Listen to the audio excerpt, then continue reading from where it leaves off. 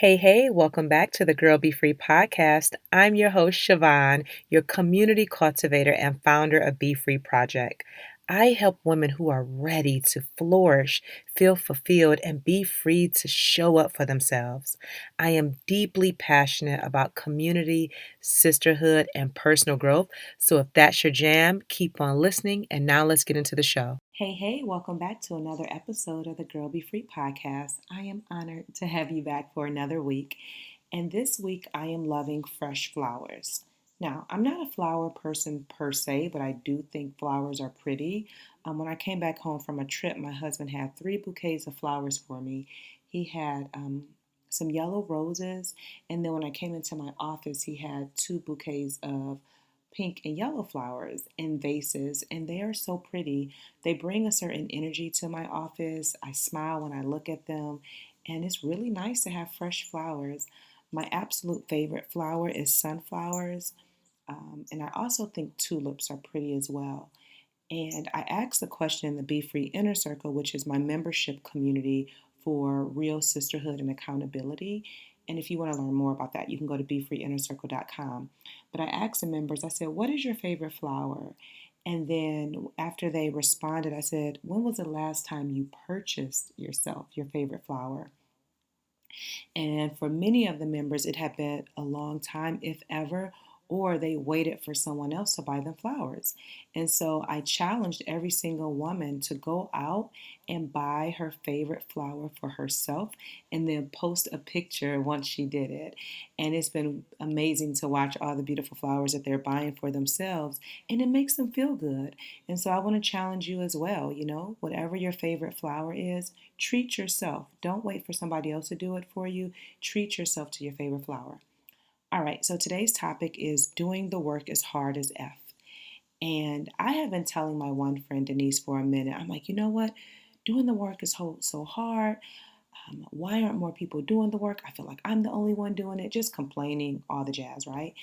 And she has taught me over time to be more compassionate and empathetic because doing the work is hard. And most recently, over the last couple of months, I would say the work for me has gotten really intense. And I'm like, I get it. I understand why people start and give up and start and quit over and over again because the work is hard. Like when you commit to changing your life and doing the inner work to grow and become better, it's not easy, but it is worth it, right? And that's why you see very few people succeed in this area of personal development is because everyone is not cut out for it. So when it gets hard, they tend to quit and they tend to give up on themselves because it's hard. So it is hard. I'm never going to act like it's easy with doing the inner work and to change and to find fulfillment and flourish and be free in your life. It is hard work. But when I tell you it is so worth it, especially when you get to the other side. So most recently, I had to take a much needed break from social media, from work, to really just sit in my feelings. It was about 3 weeks ago, I believe, and I just felt like being on social media, it was a lot. With COVID-19, global unrest, all of the things that's happening on in the world, it affects me. And sometimes, even when you're an encouraging person, you're positive, you still feel, right? I'm still a human being. And as I'm continuously putting out work, I'm like, I am starting to feel drained. I am starting to feel emotionally exhausted. And to add on to what was happening in the world, I also had some personal things in my own life that I had going on. And I think it may have been a Tuesday or Wednesday, and I was like, you know what? I am logging off of social media so I can take time to really just be with myself. And that is exactly what I did. And this is not new to me as it relates to taking a break from social media. Typically, at the end of the year, I take a much needed break because it's just, I like to spend time with my family during the holidays and, just unwind from all of the work that I've done throughout the year. But for this particular time, I was like, I need a break. I need a break. I am emotionally and mentally drained. I feel taxed. I feel pulled on in every direction. And the type of person that I am, I cannot show up just for the sake of showing up. Everything that I do, it has to be intentional. And I decided to, get off of social media, allow myself to feel all of my feelings.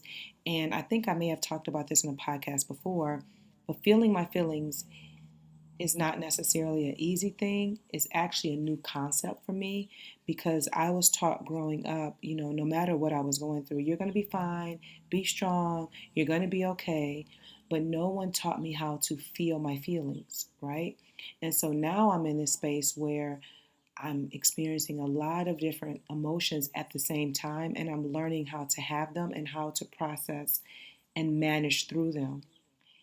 And because I am so self aware, I knew that because of the feelings that I was having, what was happening on social, I needed to press pause and start to do my own inner self work. And doing the inner work is so important to me because I'm always aiming to grow. And I want to be the best version of myself, not only for me and for my family, but the community that I get to serve, right? And I also noticed that I was having some type of blockage where I wasn't able to show up and do my work. And I'm like, what is going on? I love the work that I do. Why am I not able to press through it? And nothing that I was doing was shaking it. And it wasn't until recently my friend asked me, she said, "Are you angry?" And I'm like, "No." I'm like, "Why did you ask that?" She was like, "It's nothing wrong with being angry if you are." And I'm like, "No, I'm not angry." And the next morning, I went on a walk and I asked myself, I said, "Are you angry?" And as I'm walking, I started to cry. And I said, "Yes, I am angry." And then the reason that I was angry came up. And it's a feeling that I had been suppressing for a while that I didn't even know that was there.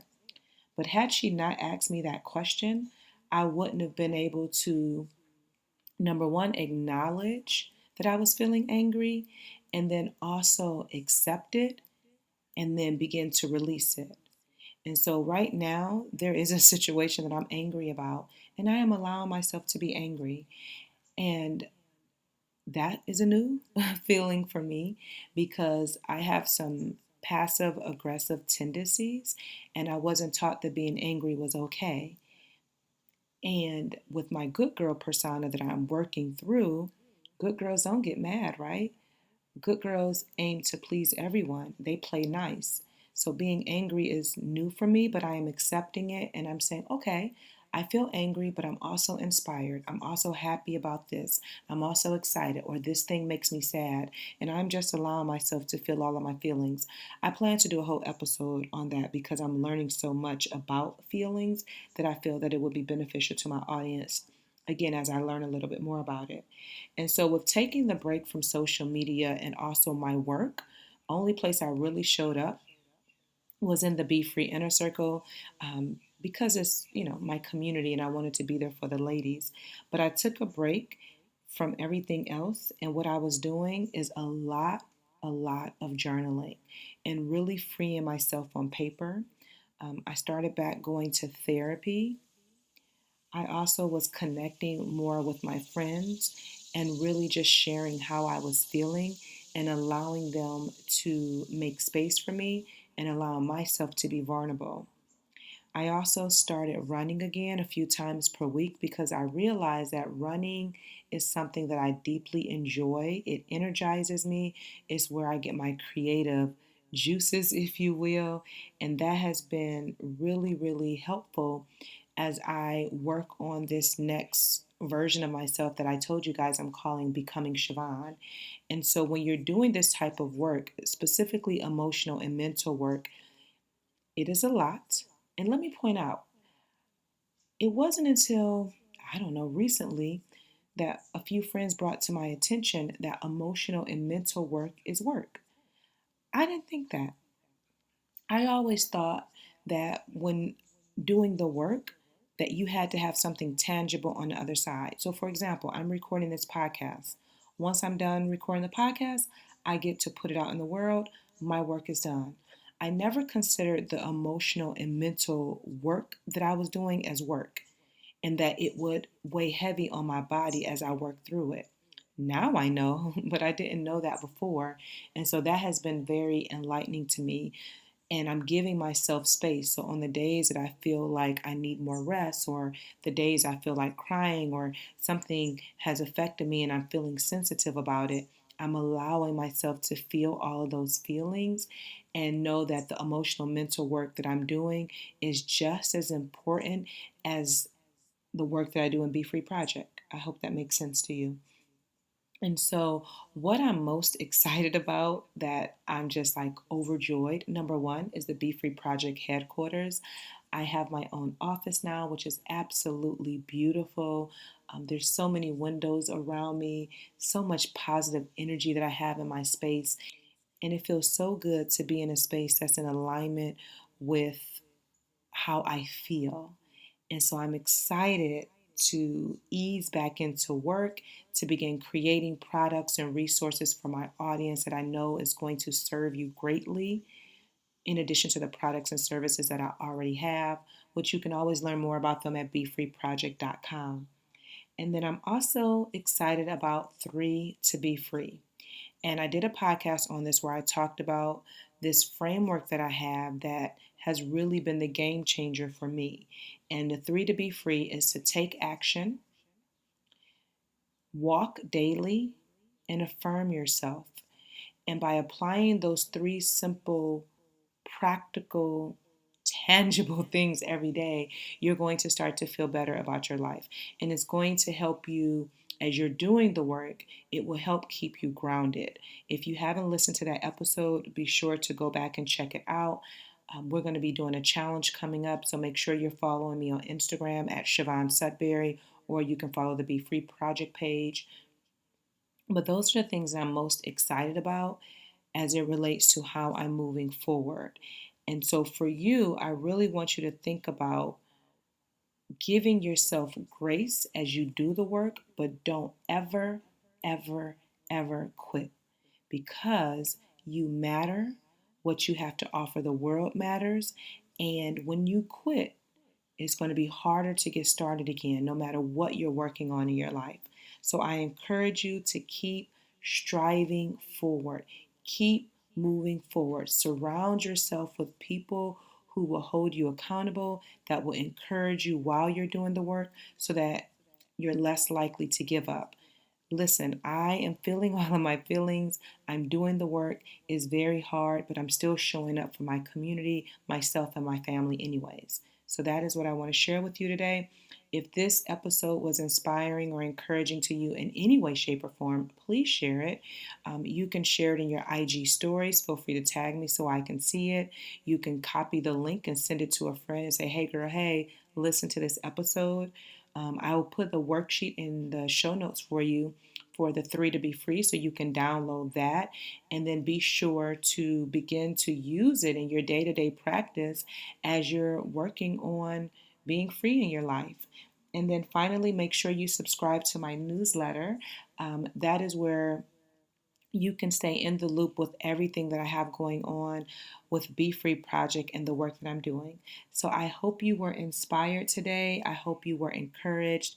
I can't wait to connect with you on the gram. And until next time, girl, be free.